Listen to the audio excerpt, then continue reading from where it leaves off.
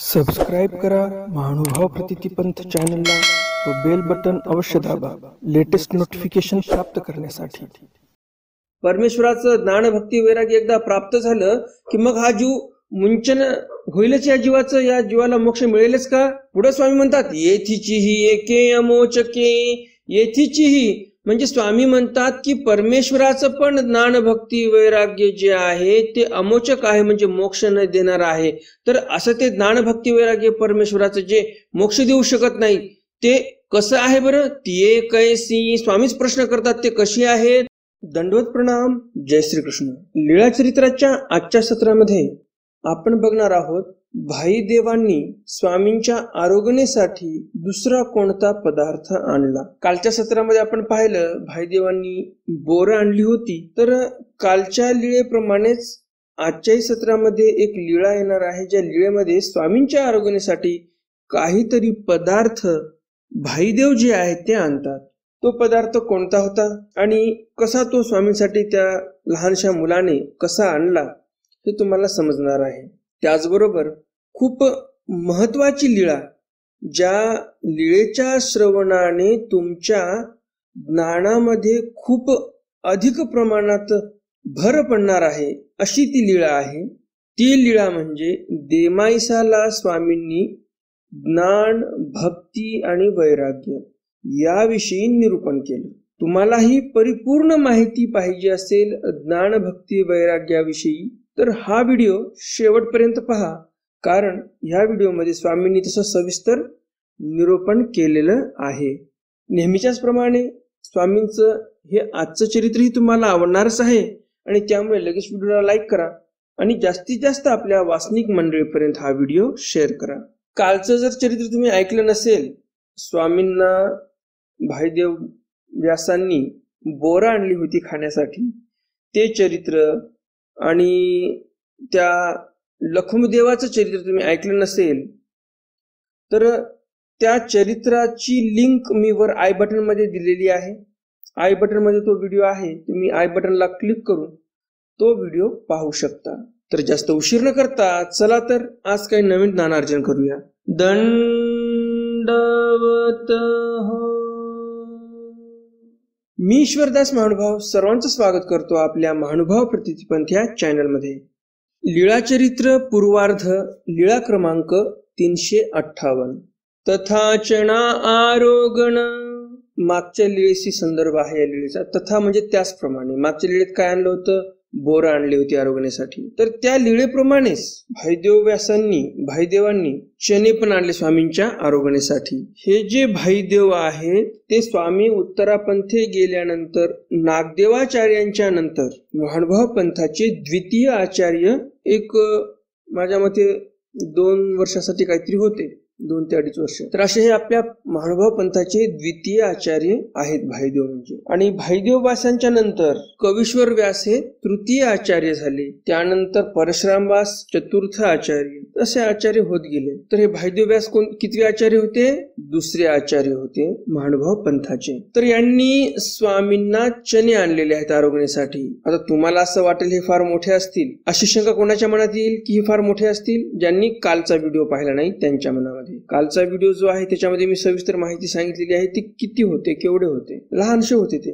तर सविस्तर अजून तुम्हाला माहिती पाहिजे असेल तर आय बटनवर क्लिक करा आणि कालचा व्हिडिओ पहा, म्हणजे तुम्हाला सविस्तर माहिती मिळून जाईल। भाई देव ते गावान तू जाती ते चण्याचे पेवणी गती, त्या पेवाचे पाळी बैसोनी गोरे गोरे चणे ते गोसाव्या लागोनी वेचिती। भाईदेव गावात जायचे आणि जिथे चण्याचं पेव आहे, हरभऱ्याचं जिथं पेव निघालेलं आहे तिथे जाऊन एका बाजूला बसायचे, किनाऱ्यावर बसायचे त्या पेवाच्या, आणि त्या पेवामधले गोरे गोरे चणे म्हणजे पांढरे पांढरे छान असे टपोरे टपोरे चणे ते स्वामींसाठी वेचायचे। काळे काळे ते आपण खाती, काही काळे असायचे काही बारीक असायचे, ते स्वतः खायचे। दोन्ही बाया भरुणी घेऊन येती, दोन्ही बायांमध्ये चणे भरून घेऊन यायचे। गोसाव्या पुढारीच विती मुनी देव हो मिया तुम्हाला गी चणे आणले। काय म्हणायचे ते? स्वामींपुढे ते चणे टाकून स्वामींपुढे ते चणे रिचवायचे, दोन्ही बाया समोर रिचवायचे आणि मग म्हणायचे की मुनिदेव हो, मी तुमच्यासाठी चणे आणलेले आहे, चणे गोड आहाती आणि गोड आहेत बर का चणे, हे पण सांगायचे, खा तुम्ही हे चणे आरोग्य करा. सर्वज्ञ म्हटले बाई घ्या येथीच्या उपयोगाने.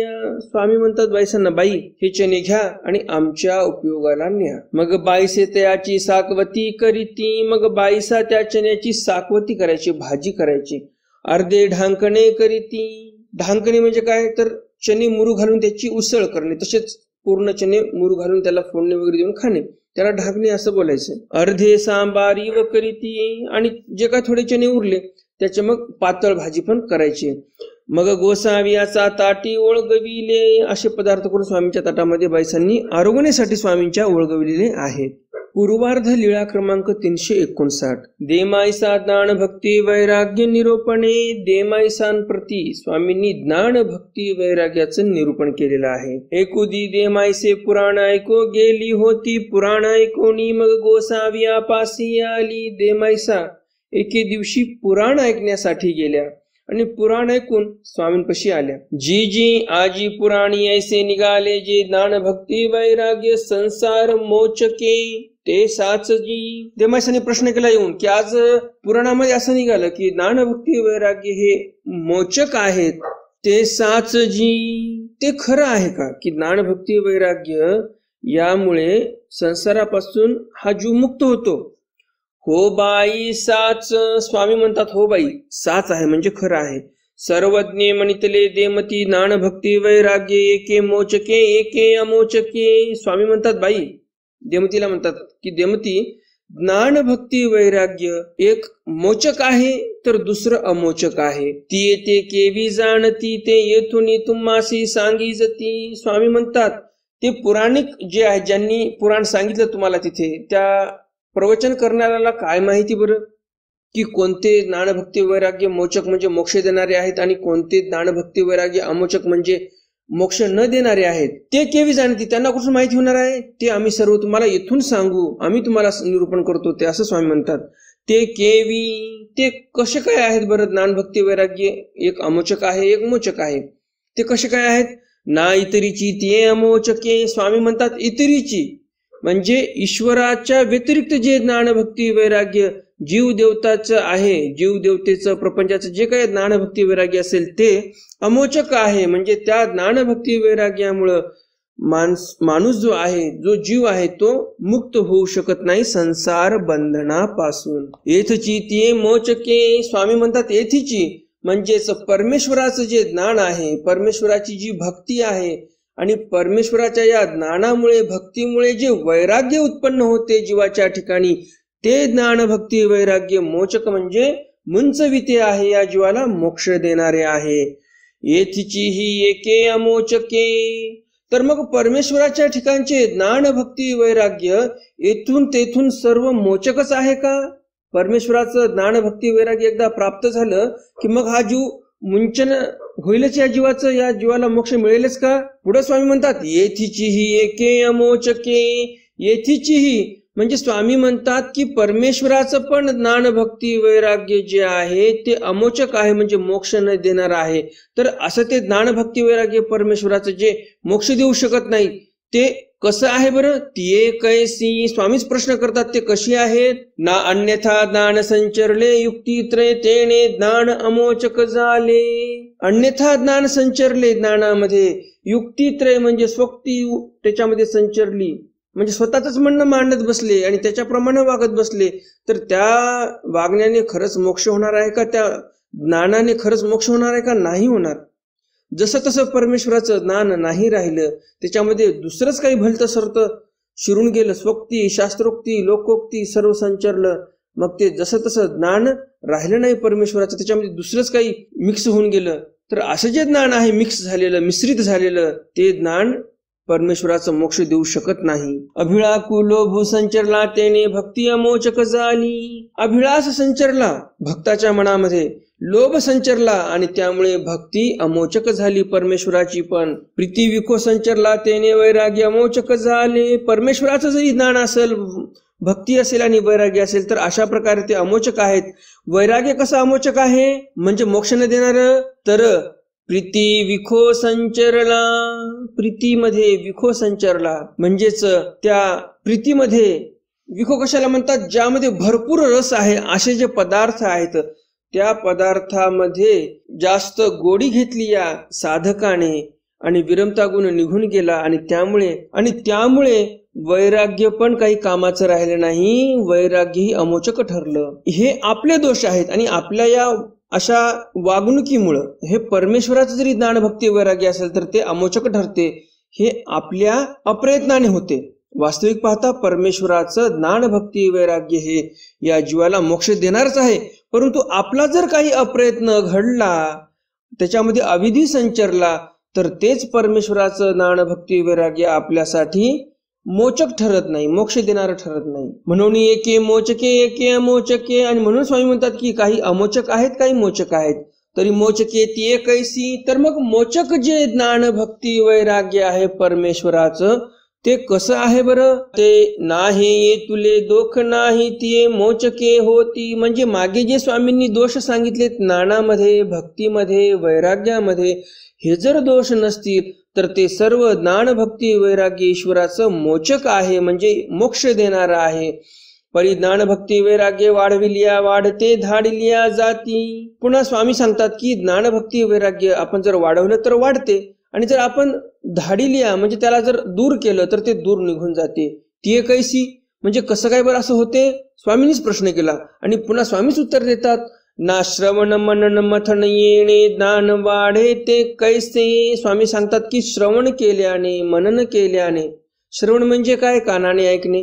मनन म्हणजे काय? जे कानाने ऐकलं ते मनामध्ये मनन करत राहणे, आठवण करत राहणे. मंथन म्हणजे काय? तर ज्याप्रमाणे आपण दही घुसळतो, मंथन करतो आणि त्याच्यातून लोणी निघते, त्याप्रमाणे आपण जे शास्त्र ऐकलं त्याच्यावर मंथन करायचं की असं का बरं, स्वामी असे का म्हटले, असे म्हणण्यामागे स्वामींचा काय हेत असेल. हे जे मंथन केलं तर त्याच्यामुळे आपल्याला ज्ञानामध्ये भर पडते. येणे ज्ञान वाढे. स्वामी म्हणतात की अशा मंथनाने, अशा श्रवणाने, मननाने ज्ञान वाढते. ते कैसे बरं ज्ञान वाढते? कसं वाढते बरं? ना जवळीके चेनी अथवा भेटले या विधिपाताचे निदृष्टांते. ना जवळीके चेनी म्हणजे कोणाची जवळी केली, ज्ञाती पुरुष जे असतील, ज्ञानवान पुरुष जे असतील त्यांची जवळीक केली, किंवा कोणाला जर भेटलं, व्यतिपाताचे दृष्टांते, ज्याप्रमाणे व्यतिपाताचा दृष्टांत आहे त्यामध्ये योग्य वेळ आल्यानंतर त्या ब्राह्मणाला दान प्राप्त झालं, त्याप्रमाणे आपण जर वाट बघत राहिलो कोणी ज्ञानी व्यक्ती भेटेल म्हणून, तर नक्कीच परमेश्वर आपल्याला ते टेळे पुरवतील. अशा ज्ञानी व्यक्तीचे आपल्याला मार्गदर्शन घडेल. ते कैसे, ते कसं काय बरं? ना धर्मे ज्ञात विरक्ता पासून श्रवण होय. ज्ञात विरक्त व्यक्तीपासून धर्माचं श्रवण होते. मग मनोर्थ वितर्कता मनन करी, आणि मग नंतर श्रवण झाल्यानंतर मनामध्येच तर्क वितर्क करतो, मनन करतो, आणि मग बोधपूर्वक अनुसरलेनी पुरुषेसी मथन करी. बोधपूर्वक जो अनुसरलेला व्यक्ती आहे त्याच्यासोबत मंथन करतो आणि त्याने ज्ञान वाढे आणि त्यामुळे ज्ञानामध्ये भर पडते. तरी जाये कवणी परी, ज्ञान होते हे समजलं, परंतु ज्ञान झालेलं जाते कोण्या पद्धतीने? ना अव्यरण अन्य कथन विपरीत बुद्धी येणे ज्ञान जाई. स्वामी म्हणतात की एखाद्यावर विपरीत बुद्धी आली, अनेक कथन केलं, याच्यामुळे ज्ञान जाते. मागच्या जे ओळीमध्ये स्वामींनी सांगितलेलं आहे की बोधपूर्वक अनुसरलेला व्यक्ती जो आहे त्याच्यासोबतच मंथन केलं पाहिजे. हा फार महत्वाचा मुद्दा स्वामींनी इथे सांगितलेला आहे.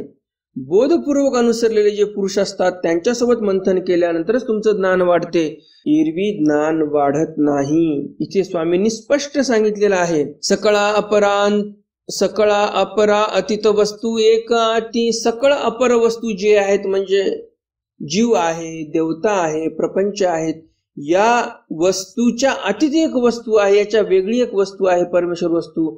ते जाणी जे या ते ज्ञान बोली जे. त्या परमेश्वराचं जर ज्ञान झालं तर म्हणावं ज्ञान झालं, नाहीतर ज्ञान झालं नाही.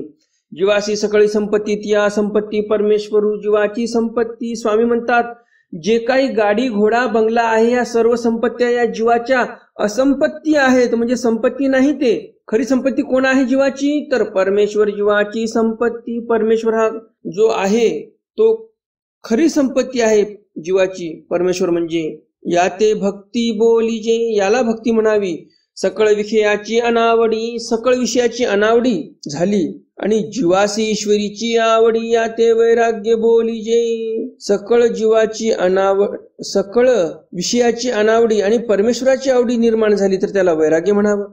सकळ संपत्ती असंपत्ती मांडली आणि परमेश्वर जीवाची जर संपत्ती मांडलं तर त्याला भक्ती बोलावं. आणि याची त्रिगुणा ते बोधू ऐसे बोलीजे हे मोचक बाई, याची त्रिगुणा ते बोधू ऐसा बोलीजे. ज्ञान भक्ती वैराग्य असं ज्याला प्राप्त झालं त्यालाच बोध असं बोलावं आणि हेच मोचक आहे बाई, मोक्ष देणार आहे असं स्वामी देमतीला सांगतात.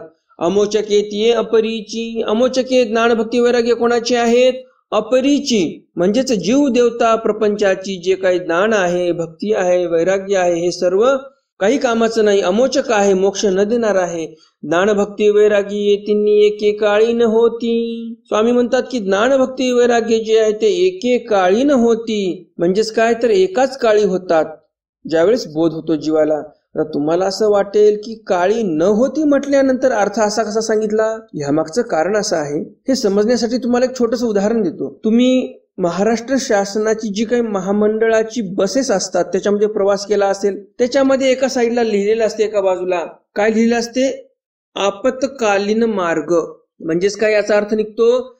आपत्ती काळामध्ये इथून बाहेर जाण्यासाठी हा मार्ग आहे. आता आपत्कालीन मार्ग म्हणजे आपत्तीमध्ये न मार्ग म्हणजे मार्ग नाही असा अर्थ होतो का? तिथे नाही होत. अर्थ काय होतो की आपत्ती काळामध्ये तो रस्ता वापरायचा आहे, आपत्कालीन मार्ग. हे जर तुम्हाला उदाहरण समजलं तर तुम्हाला या वचनाचाही अर्थ समजून जाईल. स्वामी म्हणतात की ज्ञान भक्ती वैरागी तिन्ही एके काळी न होती, म्हणजे बोध ज्यावेळेस जीवाला होतो त्यावेळेस ज्ञान भक्ती वैरागी तिन्ही होतात या प्रत्येक जीवाच्या ठिकाणी. बाई ज्ञानापसी प्रेम उत्तम, समोर स्वामी सांगतात की बाई ज्ञानापेक्षा प्रेम हे उत्तम आहे. हे चरित्र तुम्हाला आवडलं असेल आणि याच्यामध्ये जर काही प्रश्न असतील तर तुम्ही मला प्रश्न विचारू शकता, कमेंट बॉक्स तुमच्यासाठी आहे. हे दोन्ही चरित्र तुम्हाला नक्कीच आवडले असतील आणि अजून जर व्हिडिओला लाईक केलं नसेल तर लगेच व्हिडिओला लाईक करा. जास्तीत जास्त आपल्या वास्तविक मंडळीपर्यंत हा व्हिडिओ शेअर करा. तर भेटूया उद्याच्या सत्रामध्ये स्वामींच्या एका नवीन चरित्रासह. तोपर्यंत दंडवत प्रणाम. जय श्री कृष्ण. दंडवत हो.